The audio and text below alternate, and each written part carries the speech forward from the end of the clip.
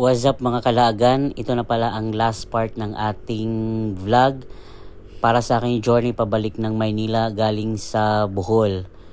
Ito palang ating binabaybay ngayon ay ang bayan ng San Joaquin, dito pa rin sa probinsya ng Iloilo. Papunta tayo sa bayan ng Anine, sa probinsya naman ng Antique. Kung hindi mo pa napanood yung naunang part para sa journey na ito mga kalaagan, I would suggest na panoorin mo muna yung naunang part, which is yung part 1 hanggang part 3, para hindi ka malito kung bakit ko o ano yung mga pinagagawa ko rito. At para na rin dagdag views mga kalaagan. Maraming salamat po, at kung hindi ka pa nakapag-subscribe sa aking channel, paki-click naman yung subscribe button, then paki-hit yung notification bell para maging updated ka sa mga future na ipopost ko. And don't forget to like and share this video para marami pa tayong matulungan ng mga aspiring motovlogger na katulad ko. Maraming salamat po.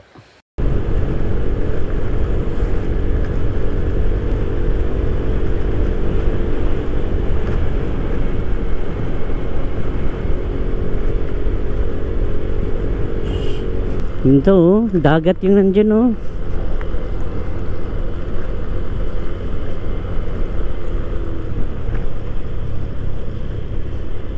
Anine, ganyan.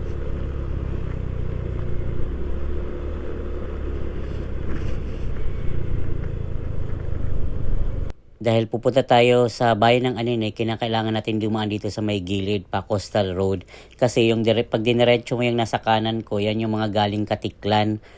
Pa interior road yan, bali parang pinaka-shortcut yan papuntang Katiklan. Dahil tayo pupunta ng Anine, dun sa mismong bayan nila, kailangan natin dumaan dito sa may Coastal Road kasi nandito rin yung magagandang mga view.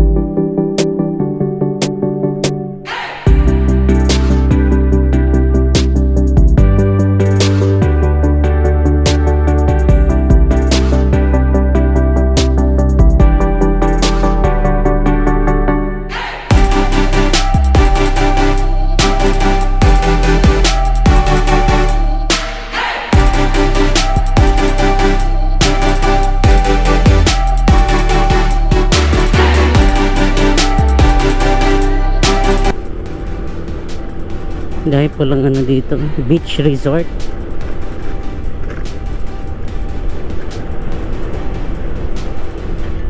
Embers Beach Resort. Ang ganda.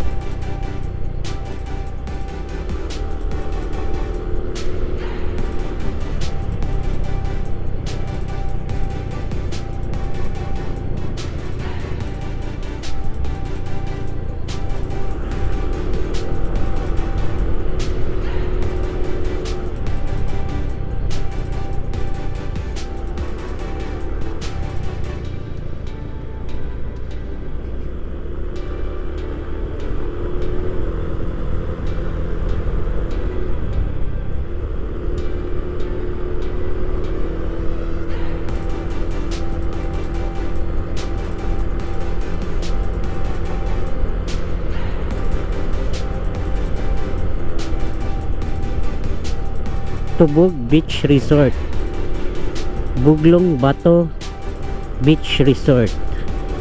Halos beach pala dito lahat oh. napakadaming beach. Ganda ng dagat, ang linis. Kaso nga lang malakas yung alon.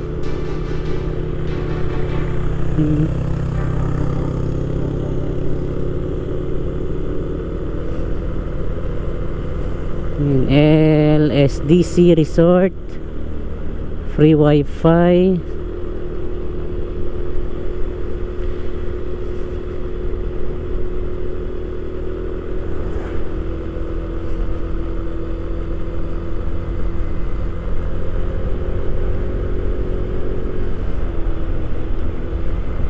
Kalagan, nandito pa rin tayo sa may part pa rin yata ito ng San Joaquin. Pero ano, halos boundary na ng Anini. Anini ba yun? Tama ba ako? Dito tayo dumaan kasi ayokong dumaan doon sa may zigzag road sa may gitna ng interior, kumbaga tawagin interior road. Gusto ko mag coastal road lang.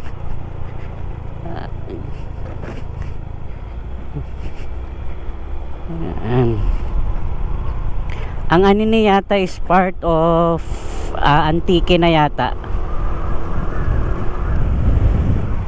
May kananan pala doon. Yan, Kataan Bridge. Yan, walang tubig. May old bridge pala doon, no? Oh, bilis ko lang nakarating dito. Pero doon lang ako umihi, oh. Nandito na ako. Ayan, part pa nga ng San Joaquin. Igcon daw, barangay Incog daw, San Joaquin.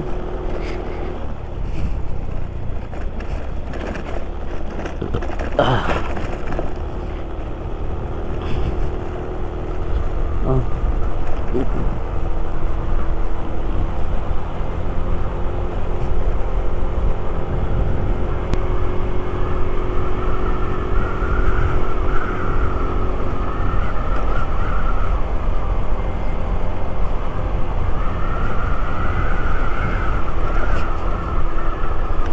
Lalakas ng alon, no?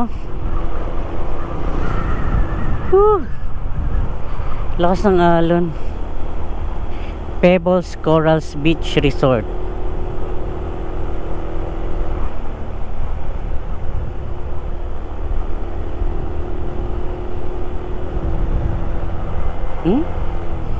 Ganda.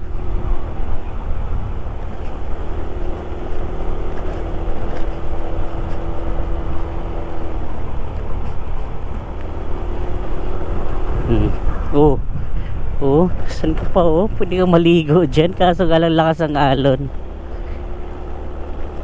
Sarap.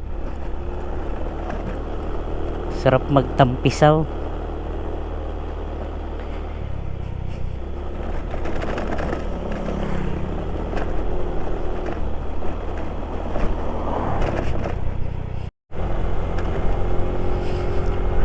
Whew! I love it.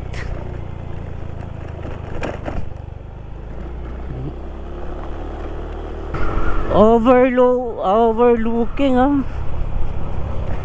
Oop, yeah. Oh, wow. Parang Camiguin. Ganito sa Camiguin, eh.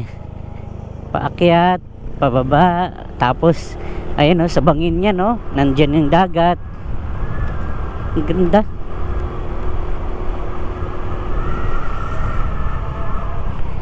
Kulyatan Marine Sanctuary.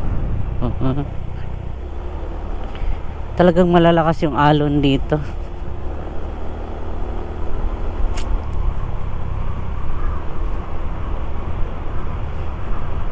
Medyo malayo pa pala yung Anini.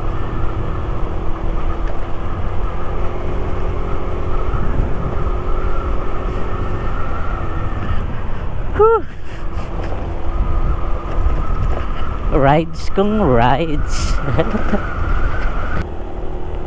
Yun, oh. Diyan sila naliligo, oh. Lakas ng hampas ng alon. Yan no. Ganda. Naku, paubos pala yung gas ko.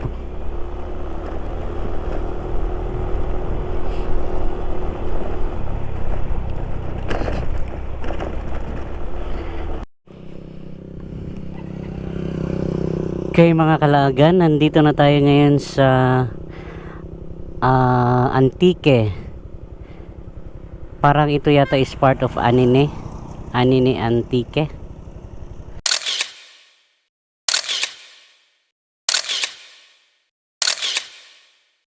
Wait lang natin sila.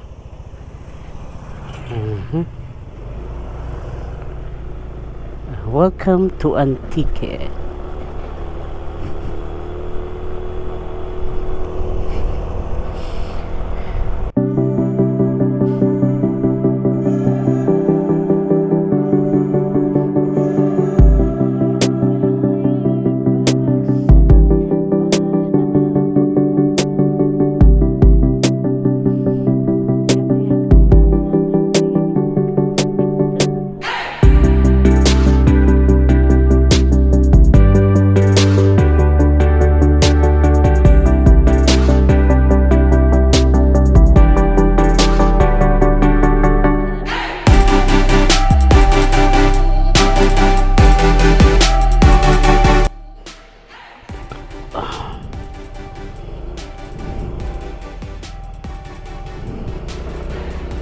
Okay, sumaglit lang tayo dun guys kasi nauhaw na ako.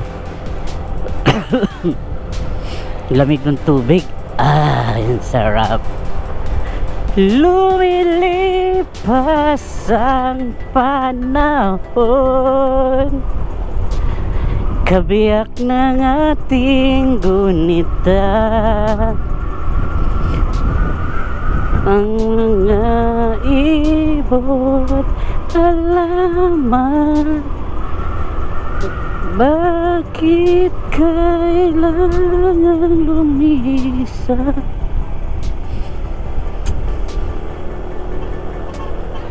Sus, ang ganda rito. Pwede ba magtayo ng bahay dyan sa may tuktok? No? Sarap.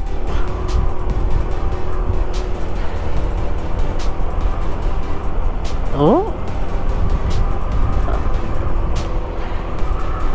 Yan makikita mo, araw-araw dagat.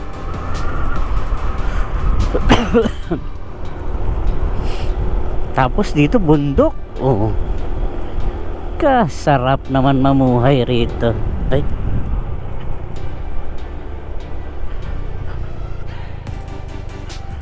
Kain kaya muna ako. Busog pa ako eh.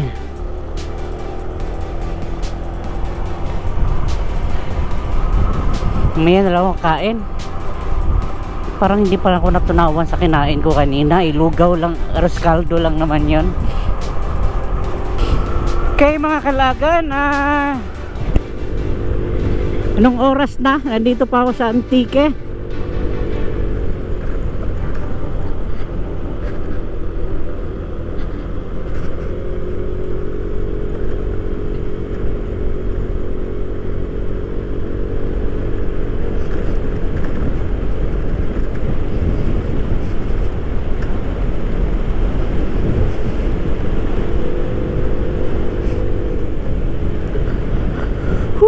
Ang ganda rito. Pwede magtayo ng bahay dyan. Makabili nga ng lote rito.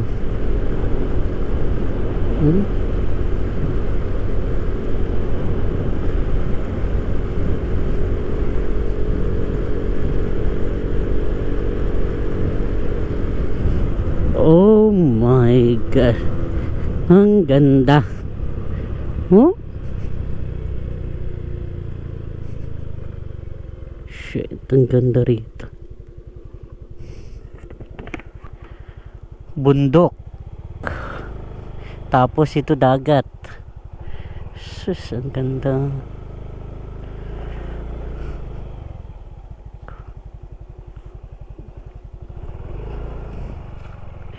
makapagpa-picture nga rito.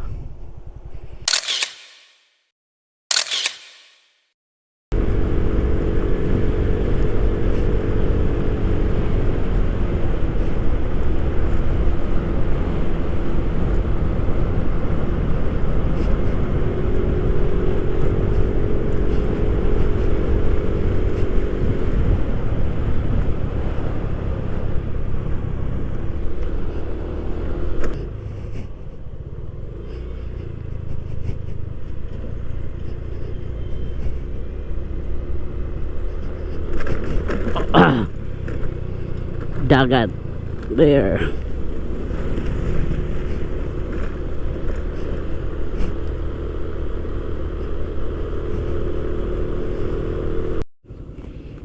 Ayan mga kalaganan, dito na tayo ngayon sa may Anini. Ito yung pinaka plaza nila, Munisipyo Plaza, tapos yung simbahan. Wow, pupunta tayo dito sa simbahan ng Anini.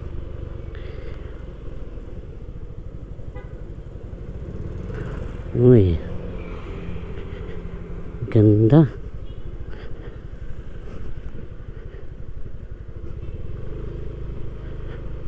Wow.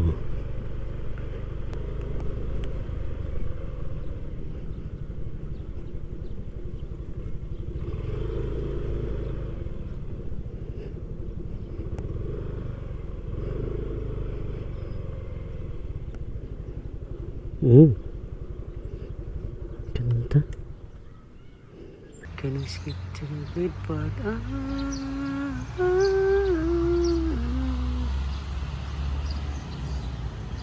Okay mga kalaga, nandito tayo ngayon sa may simbahan ng Anini. Tama ba ako? Simbahan ng Anini.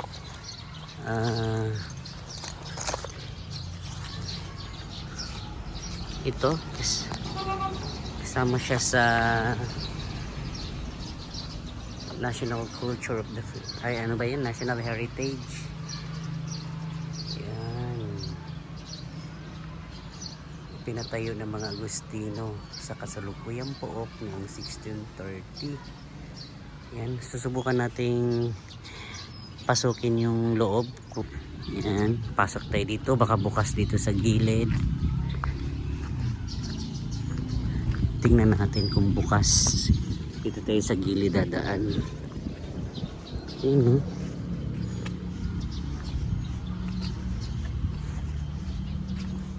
sarado din yata.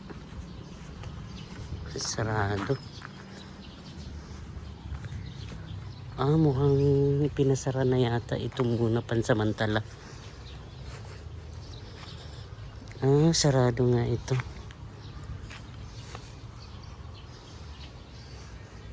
Baka inayos kaya isinara nila. Yan, ganda ng plaza.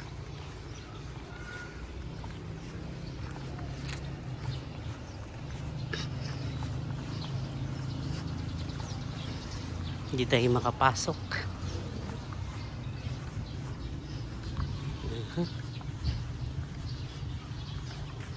Wala, hindi tayo bigo. Si San Agustin yun. Ganda kampanaryo na. Wow. Gate opened. Yung gymnasium nila. Yan. Okay, nakasara, under renovation nga talaga siya.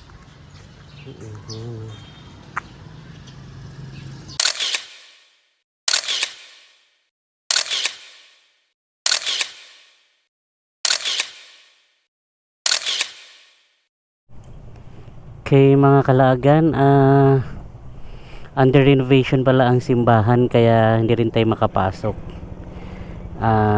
Tayo alis na.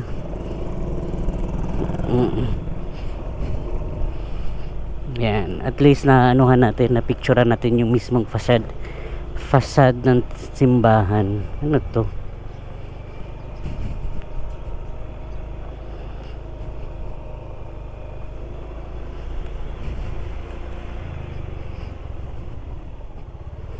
Ang ganda ng park nila. Ayan. Siguro ito yung magiging parke. Linis. Ayan. Okay, punta na tayo ngayon sa Katiklan.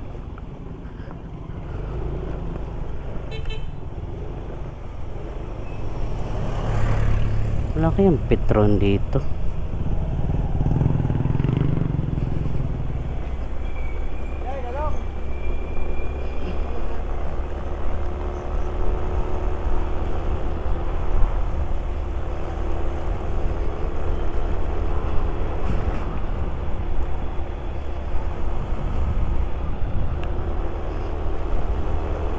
Okay mga kalaagan,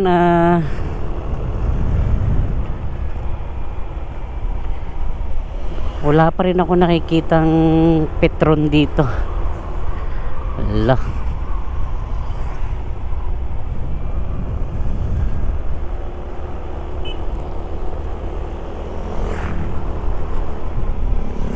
Fried chicken kaya yun. Ang ganda ng beach dito.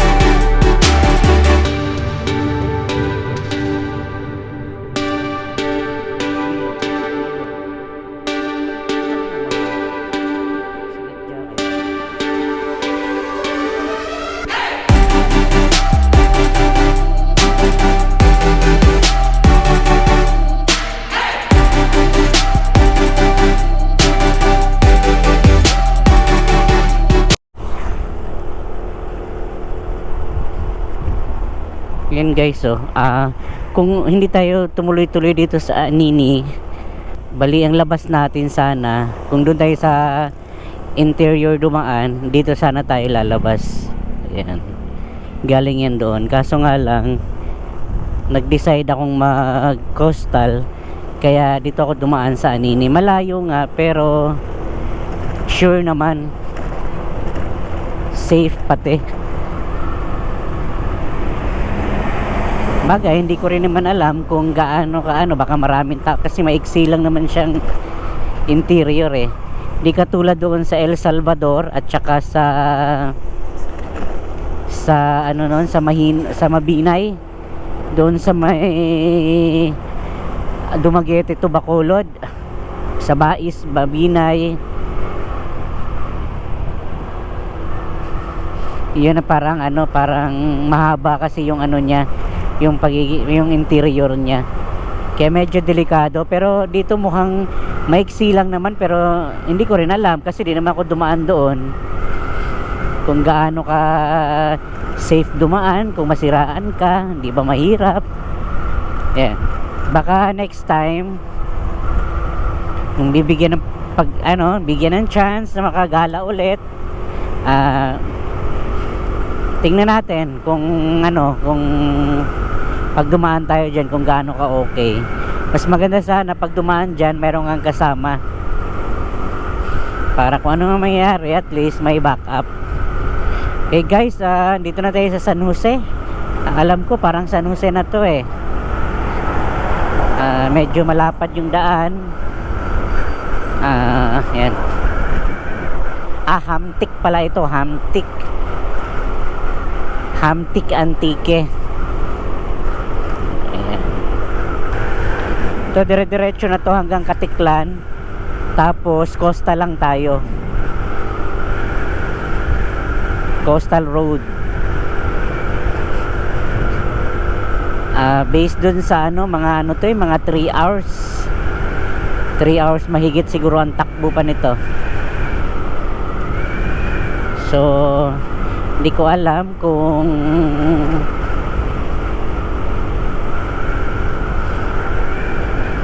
anong masasakyan natin pa Maynila.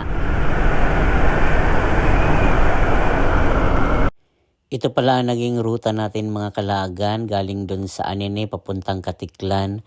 Paglabas ko sa bayan ng Anine sa Antique ay naubusan ako ng baterya sa aking GoPro, kaya ito lang yung maipapakita ko sa inyo. At sayang nga lang kasi maraming magagandang view hanggang doon papuntang Katiklan, kaso wala talaga akong naidokumento. At mga alas 8 na ako ng gabi nakarating mismo sa Jetty Port, kaya nagmamadali ako kasi nagugutom na ako, kaya kumain muna ako dito sa may Mang Inasal malapit sa Jetty Port. Mga kalaagan, nandito tayo ngayon sa may Jetty Port kasi pupunta tayong Batangas tayo, kaso nga lang ang biyahe kasi dito ng barko pa Batangas ay ang motor ay 5.7, hindi pa kasama doon yung driver, kaya naisip ko na lang na magro-Rojas Mindoro na lang ako kasi 2.6 lang ang motor kasama na ang driver doon. Tapos from Rojas mabiyahe ako pupuntang Calapan kasi sa Calapan to Batangas ay 1.3 lang, aabot lang ng yun, mga kulang-kulang 4,000. Samantalang kung diretso ka ng Batangas, 5.7 sa motor plus halos 2,000 sa mas malaki pa, aabot yun aabot yun halos kasi 5.4 ang motor ay 5.7 ang motor plus 2 plus yung kulang-kulang mga 8. Samantalang sa Bacolod ay sa Iloilo ay 3,000 lang yung motor. Antay lang tayo kasi ang susunod na biyahe pa Rojas ay alauna na ng madaling araw. Hindi na kasi ako humabol sa alas 8 ng madaling araw kasi 4 hours lang ang biyahe.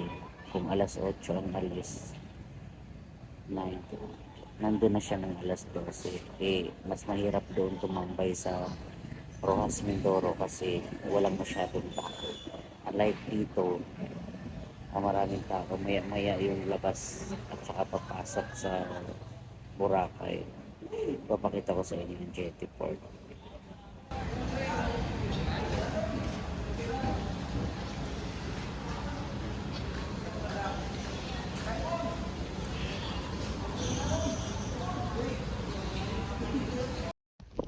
So ayan na yung ang sasakyan natin barko mga kalagan. Light ferries. Ito ba yun? Light ferries siya. Binayad natin ay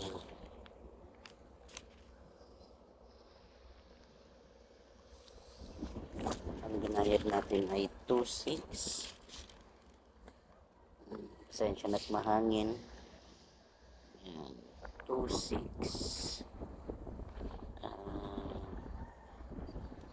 Tapos nagbayad pa tayo ng terminal fee na 65 pesos. After nun, pinapasok na ako dito. Ayan na. Ayan na yung barko. Alauna ng madaling araw ang alis. So, alas 12 pa lang. Ayan, pinapapila na dito. Good morning mga kalagan. Dito na tayo ngayon sa Starlight Shipping. Meron pa ba dun sa taas? Wala na pala. Dito.